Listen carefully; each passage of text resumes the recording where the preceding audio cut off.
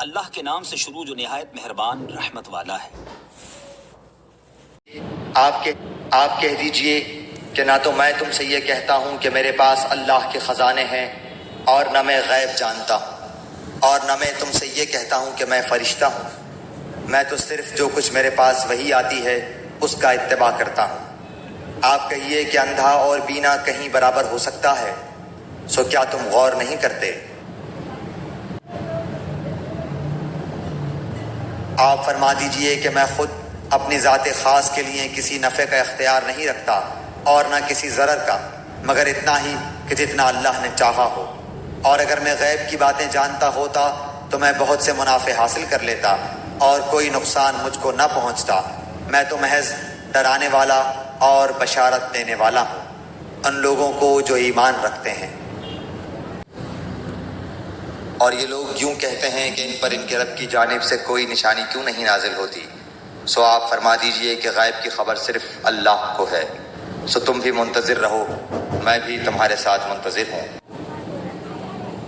میں تم سے نہیں کہتا کہ میرے پاس اللہ کے خزانے ہیں، سنو، میں غیب کا علم بھی نہیں رکھتا، نہ میں یہ کہتا ہوں کہ میں کوئی فرشتہ ہوں، نہ میرا یہ قول ہے کہ جن پر تمہاری نگاہیں ذلت سے پڑ رہی ہیں انہیں اللہ تعالیٰ کوئی نعمت دے گا ہی نہیں۔ ان کے دل میں جو ہے اسے اللہ ہی خوب جانتا ہے۔ اگر میں ایسی بات کہوں تو یقیناً میرا شمار ظالموں میں ہو جائے گا۔ یہ خبریں غیب کی خبروں میں سے ہیں جن کی وحی ہم آپ کی طرف کرتے ہیں، انہیں اس سے پہلے آپ جانتے تھے اور نہ آپ کی قوم، اس لیے آپ صبر کرتے رہیے، یقین مانیے کہ انجام کار پرہیزگاروں کے لیے ہی ہے۔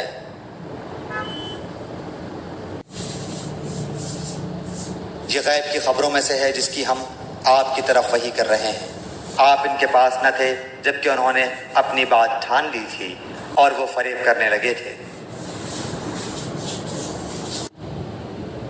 آسمانوں اور زمین کا غیب صرف اللہ تعالیٰ ہی کو معلوم ہے، اور قیامت کا امر تو ایسا ہی ہے جیسے آنکھ کا جھپکنا، بلکہ اس سے بھی زیادہ قریب۔ بے شک اللہ تعالیٰ ہر چیز پر قادر ہے۔ آپ کہہ دیں اللہ ہی کو ان کے ٹھہرے رہنے کی مدت کا بخوبی علم ہے۔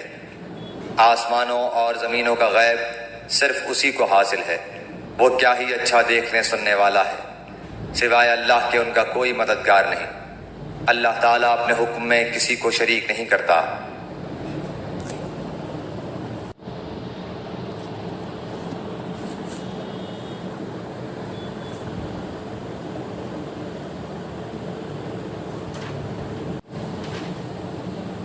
کہہ دیجئے کہ آسمانوں والوں میں سے زمین والوں میں سے سوائے اللہ کے کوئی غیب نہیں جانتا، انہیں تو یہ بھی نہیں معلوم کہ کب اٹھا کھڑے کیے جائیں گے۔ وہ غیب کا جاننے والا ہے اور اپنے غیب پر کسی کو مطلع نہیں کرتا۔ اللہ تعالیٰ نے حضرت آدم علیہ السلام سے فرمایا تم ان کے نام بتا دو۔ جب انہوں نے بتا دیے تو فرمایا کہ کیا میں نے تمہیں پہلے ہی نہ کہا تھا کہ زمین اور آسمانوں کا غیب میں ہی جانتا ہوں، اور میرے علم میں ہے جو تم ظاہر کر رہے ہو اور جو تم چھپاتے تھے۔